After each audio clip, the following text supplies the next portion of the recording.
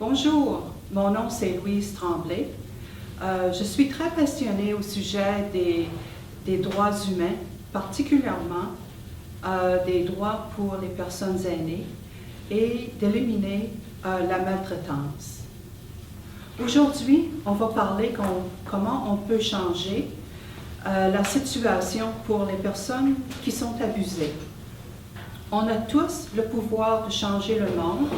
On a tous ce pouvoir-là dans nous, même si on ne le reconnaît pas. On est un monde global, donc une petite chose peut monter à beaucoup bien de choses.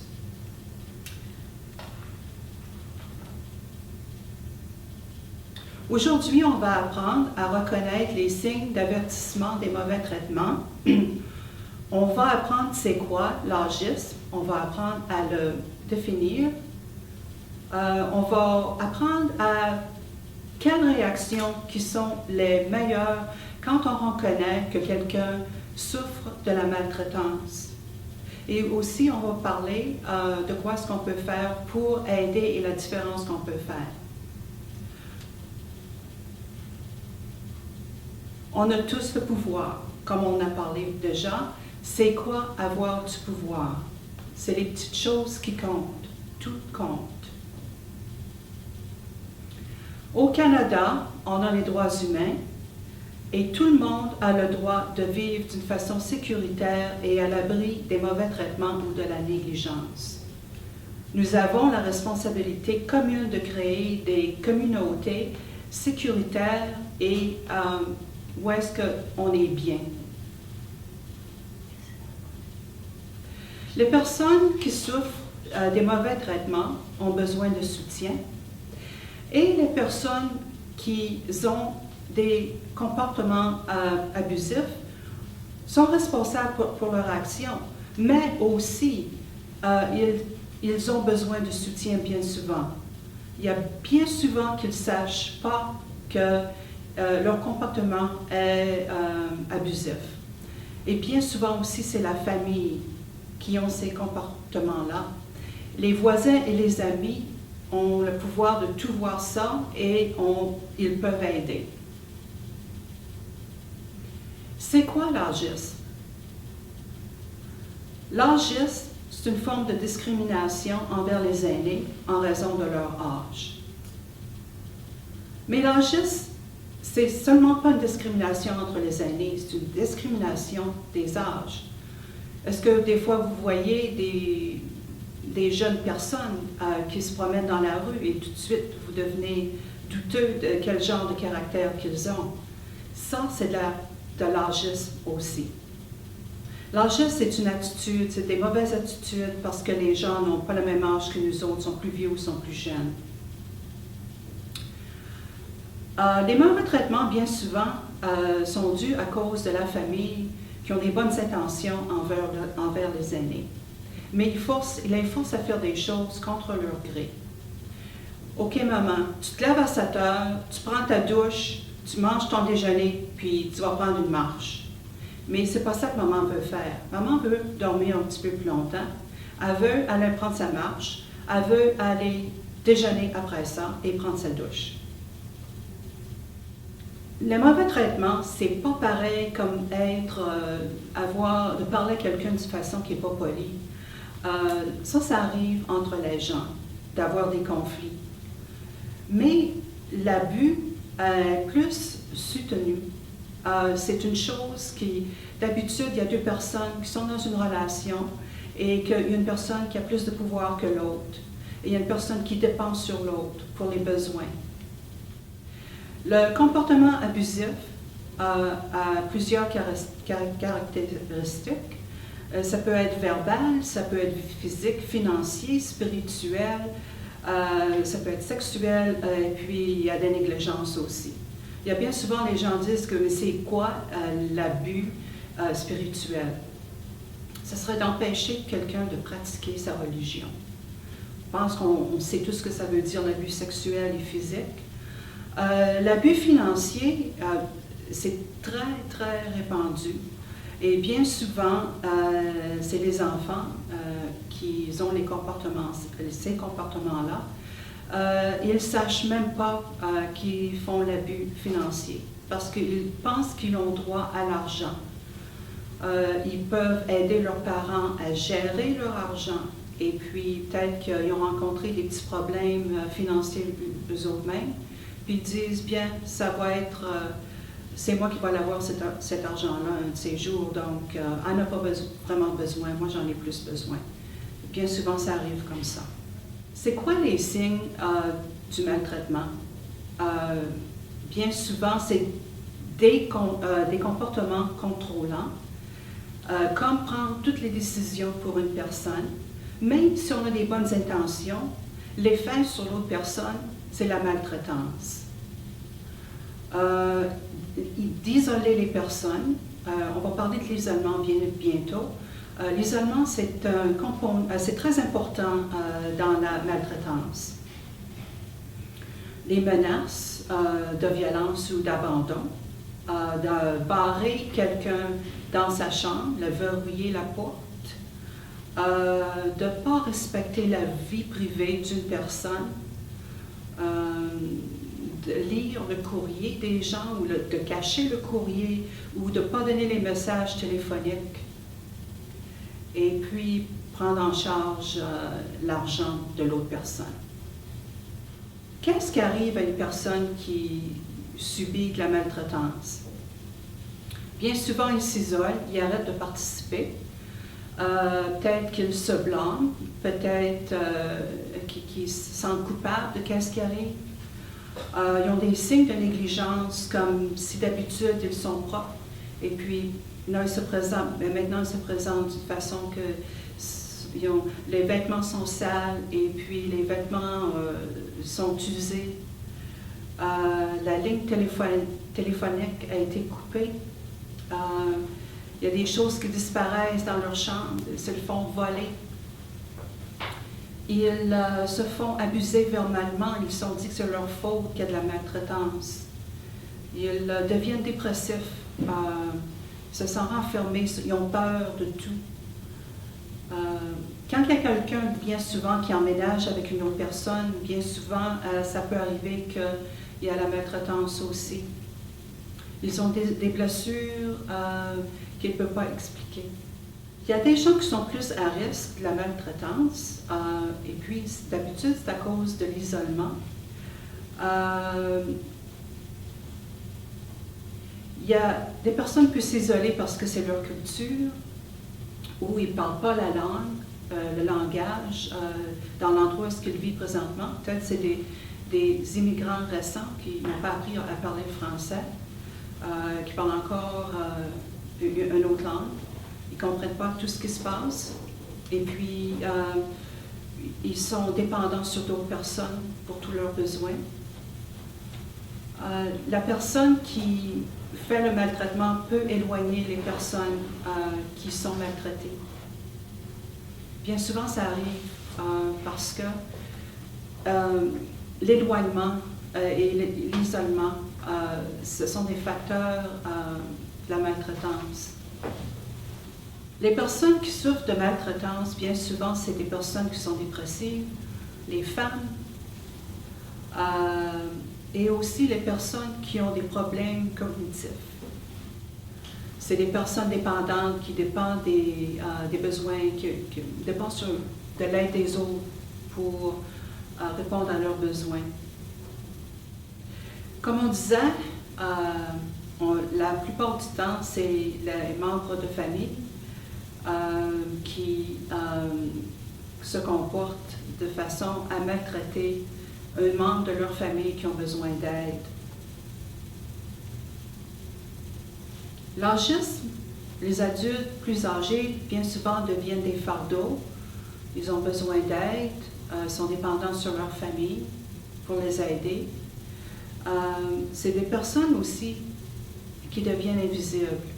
Je ne sais pas si vous avez déjà remarqué, peut-être dans votre propre vie, quand vous devenez un petit peu plus vieux, les enfants plus jeunes vous invitent à souper, mais ils ne vous parlent pas. Vous êtes tout seul dans le coin. Et c'est la capacité aussi, c'est est-ce que la personne est mobile, est-ce qu'elle est capable de se déplacer facilement, ou est-ce qu'elle a des capacités émotionnelles diminuées ou cognitives.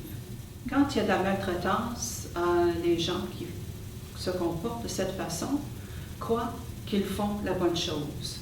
Ils veulent aider, mais ça n'aide pas vraiment d'obliger la personne aînée à déménager parce que c'est mieux pour eux autres quand ils ne sont pas prêts à déménager, par exemple. Comment savoir si vous êtes une personne qui prend soin d'une autre personne aînée? Comment savoir si vous avez un comportement abusif? Bien, si on a peur de vous, ça c'est un bon signe.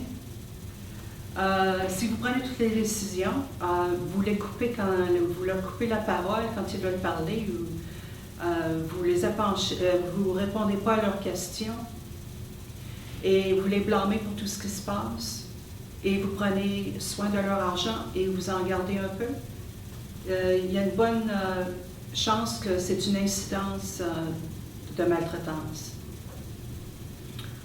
On va parler le soutien. Le soutien, c'est un parcours. C'est un parcours et aussi il y a 3 façons de donner des soutiens à une personne. Il y a le soutien que je vais faire tout pour toi. Et il y a le soutien que je vais regarder de l'autre côté. Et puis il y a le soutien que je vais t'aider si tu veux que je t'aide ou comment ça peut être vraiment t'aider. Le meilleur soutien, c'est le soutien dans le milieu, dans le centre de tout ça, dans le centre de cette échelle-là. On ne veut pas rien faire, mais on ne veut pas tout faire non plus. Il y a 3 étapes de parcours. Premièrement, il faut voir qu'il y a de la maltraitance. La plupart du temps, la personne se sent mal à l'aise. Il faut nommer qu'il y a de la maltraitance. C'est quoi les signes? Oui, je suis mal à l'aise, il y a quelque chose qui se passe. Mais c'est quoi les signes? Comme on a parlé déjà, les signes peuvent être la personne qui est habituée d'être propre est plus propre, ou la personne ne vient pas prendre un café avec toi à 10 heures le matin comme elle faisait d'habitude, ou la personne te dit que ça ne va pas bien dans sa vie. Et puis, quand vous avez remarqué ça, il faut vérifier, il faut poser des questions. Encore, il ne faut pas s'en mêler. Et il ne faut pas parler mal des personnes qui font de la maltraitance, parce que comme on disait, bien souvent, c'est les enfants. Et puis, si tu parles mal des enfants, ça va empêcher l'autre personne de répondre. Ça va bloquer toute communication. Le but, ce n'est pas de résoudre les problèmes pour eux autres. Comme je disais, il ne faut pas tout faire. Le but, c'est d'être avec la personne qui est maltraitée, de les aider comme on peut, de les soutenir comme on peut. Et faire ça en sécurité et avec beaucoup de respect. Ça vient du cœur. Vous êtes inquiète d'une personne. Bien souvent, c'est bien d'approcher, de dire, il y a quelque chose qui se passe, je ne me sens pas bien, je t'inquiète. Qu'est-ce qui se passe dans ta vie? Des fois, c'est tout ce qu'on a à dire. On ne peut pas plus dire que ça, bien souvent. Il faut respecter que la personne, peut-être, elle n'ouvre pas, elle ne veut pas en parler. Il faut respecter ça. Mais au moins, on a ouvert la porte. C'est très important de discontinuer l'isolement. Vous voyez ici, on a une petite image qui montre comment est-ce que de plus qu'il y a de l'isolement, de plus qu'il y a de la maltraitance. De moins qu'il y a d'isolement, de moins qu'il y a de la maltraitance. C'est un facteur de risque très important dans les mauvais traitements. Et de diminuer l'isolement ou de le prévenir est une bonne façon de prévenir la maltraitance. Les personnes sont isolées parce qu'ils sont faits isolés par les personnes qui prennent soin d'eux. Et puis, la personne ne peut pas vraiment s'en sortir. C'est important que quand vous parlez avec une personne comme ça, que vous sachiez que peut-être qu'ils ont peur de la personne avec qui ils dépendent pour leurs besoins quotidiens. Donc, c'est important de leur parler quand ils sont tout seuls. Si vous pouvez capturer un moment comme ça, c'est très important de leur parler ou de les appeler si vous savez que la personne n'est pas à la maison. Et quand les personnes vous parlent, faut les croire. S'ils vous disent qu'ils sont maltraités, probablement qu'ils sont maltraités. Faut pas dire que c'est eux autres à blâmer. Faut s'assurer qu'ils soient sécuritaires émotionnellement et physiquement. Et que vous allez les soutenir n'importe quelle décision que vous prenez. Vous n'avez pas à jouer le héros ou à régler la situation pour les personnes qui sont abusées. C'est juste pour les aider et être avec eux autres. On va vous montrer un petit peu plus tard. Vous avez des ressources et de l'information qui sont disponibles. Vous pouvez rapporter, en Colombie-Britannique, vous pouvez rapporter la maltraitance à Fraser Health ou à Coast Health. On peut tous faire une différence, juste à être là avec les autres. Vous pouvez prendre plus d'informations sur ce site-là. Il y a des brochures en français que vous pouvez obtenir. Merci beaucoup.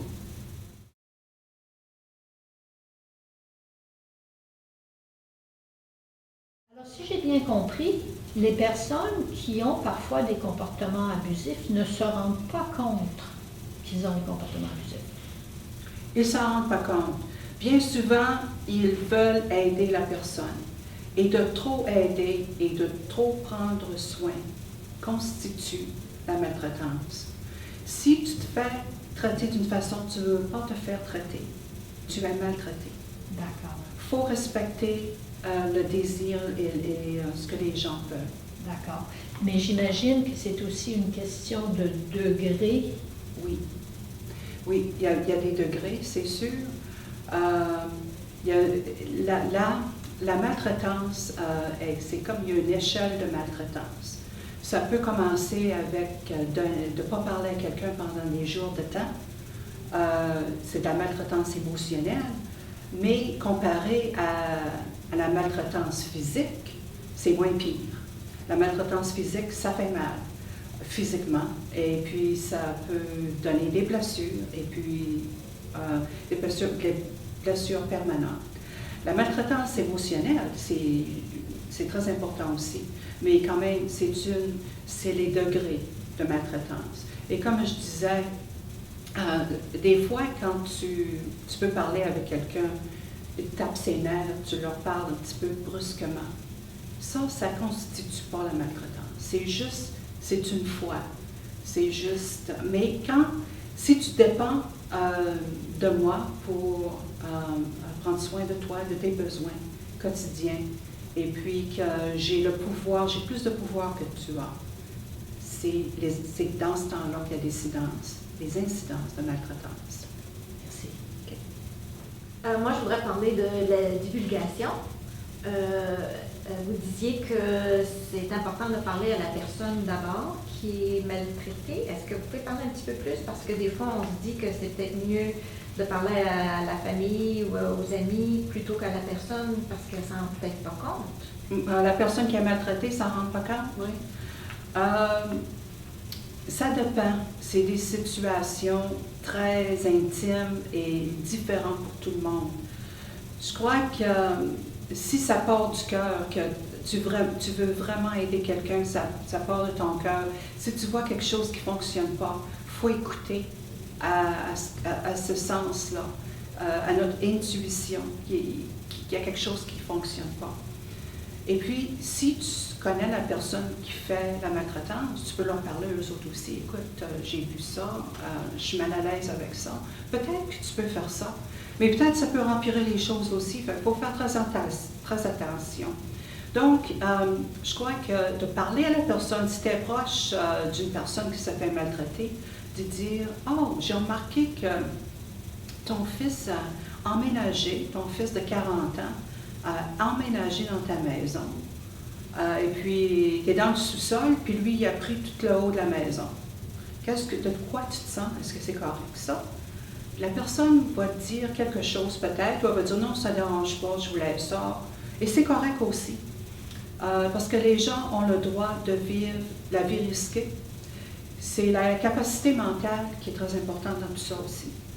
Si quelqu'un n'a pas la capacité mentale et dans ce temps-là, il faut rapporter qu'il y a de la maltraitance, que peut-être qu'il y a de la maltraitance et peut-être qu'il n'y en a pas. Bien souvent, je reçois des appels téléphoniques. Quelqu'un me dit hey, j'ai vu le voisin, sa femme est à l'hôpital, elle va rester là tout le restant de sa vie, elle a besoin des soins. Et puis ses enfants, ils ont déménagé, son fils, puis sa femme, puis son chien, ils ont déménagé. Puis ils ne payent pas de loyer, j'ai appris. Fait que je lui dis, est-ce que c'est correct avec votre voisin qui ne paye pas de loyer? Ben oui, il me dit c'était correct. Il dit que lui, ça l'aide aussi. Fait que c'est de la façon qu'il s'entraide. Il ne paye pas de loyer, mais il aide lui. C'est pas de la maltraitance. Il ne faut pas penser que si on pense que c'est de la maltraitance, il ne faut pas juger. Il faut vérifier. Parce que peut-être que pour vous, ça s'en en sera, mais pour eux autres, ça n'en est pas. Merci.